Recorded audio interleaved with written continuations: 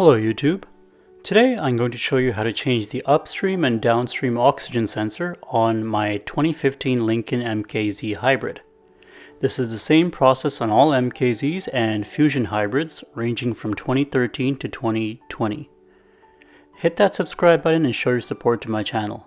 The goal is to get to 7,000 subscribers, so let's see if we can make it happen. Also, check out my second channel where I drive around exploring new areas in British Columbia, Canada. Link in the description below.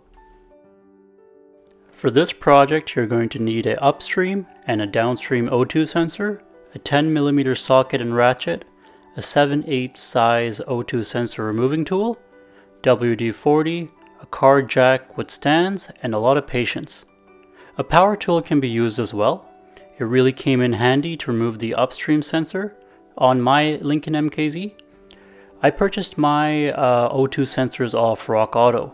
I got the Motorcraft sensors. They are expensive, but I'd rather not do this job again for a bit, so I'm making sure to go with the highest quality parts.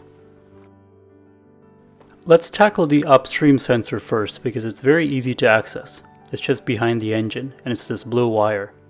Let's unplug it. The wire has a rivet style attachment, so gently pull on it and remove it, or use a flathead screwdriver to pry it out.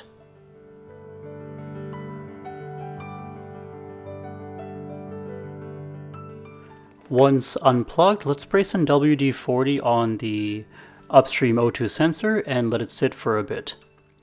Because it goes through a lot of heat and cool cycles, it can be very baked on there, so it's difficult to remove.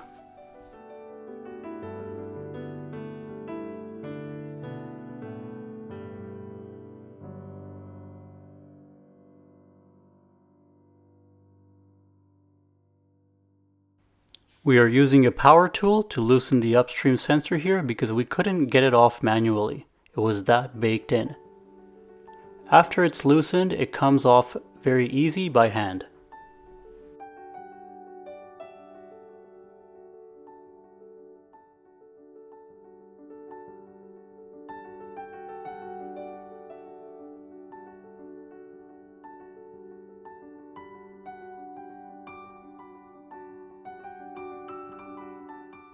On the left is the new sensor and on the right is the old sensor.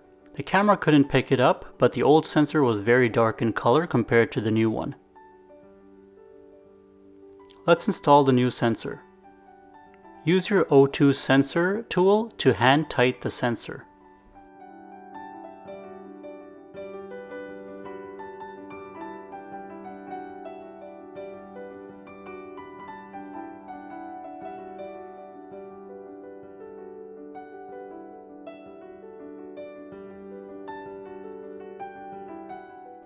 Make sure it's nice and tight. Now you can plug the sensor back in. And make sure that the sensor is secure to the metal frame you initially took it out from.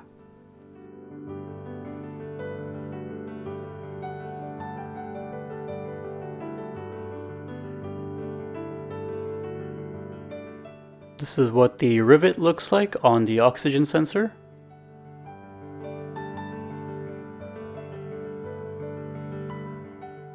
There we have it, back into the metal frame. So now the O2 sensor, the upstream O2 sensor is done now. Let's unplug the downstream sensor and tackle this one.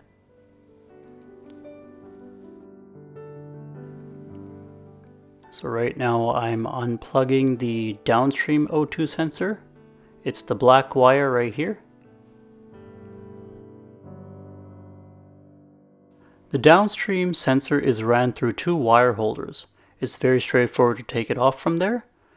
That's one holder and there's another one right there.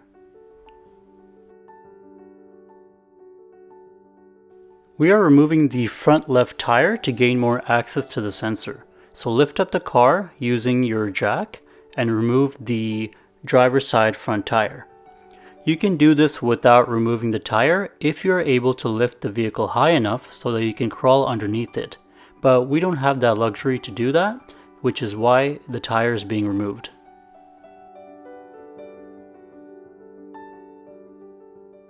Now go underneath your vehicle and remove this metal skid plate, which is held up by 10mm bolts.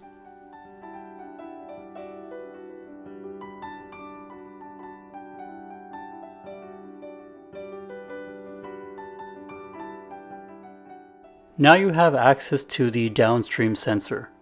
Remove it using your O2 sensor removal tool.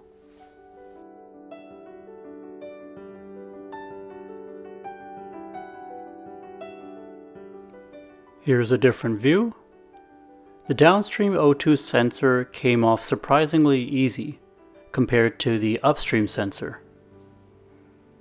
So my mechanic is just removing the old one.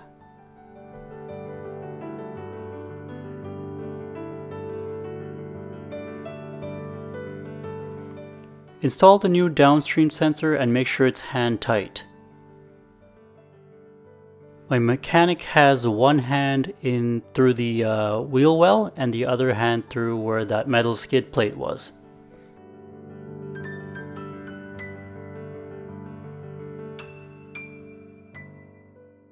Once the downstream sensor is nice and tight, make sure to run the downstream wire through the wire holder as shown. Once the wire is run through, make sure to connect the wire back. So this is nicely hand tighted. So I'm going to run the wire through those two wire holders. There's one right there. The plastic clip-like thing you see. I call it a holder, but I'm sure it's called something else. So that's one. And the other one is right there.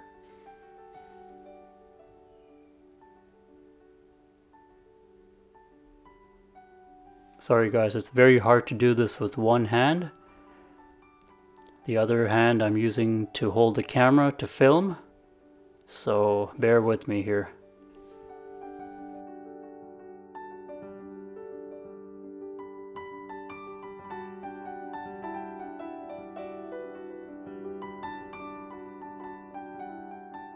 That's it. We are done installing the upstream and downstream O2 sensors.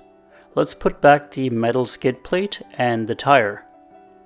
If you have any codes, erase it and go for a short spirited drive. It's been 2 weeks since I filmed this video and my check engine light has not come on for the O2 sensors.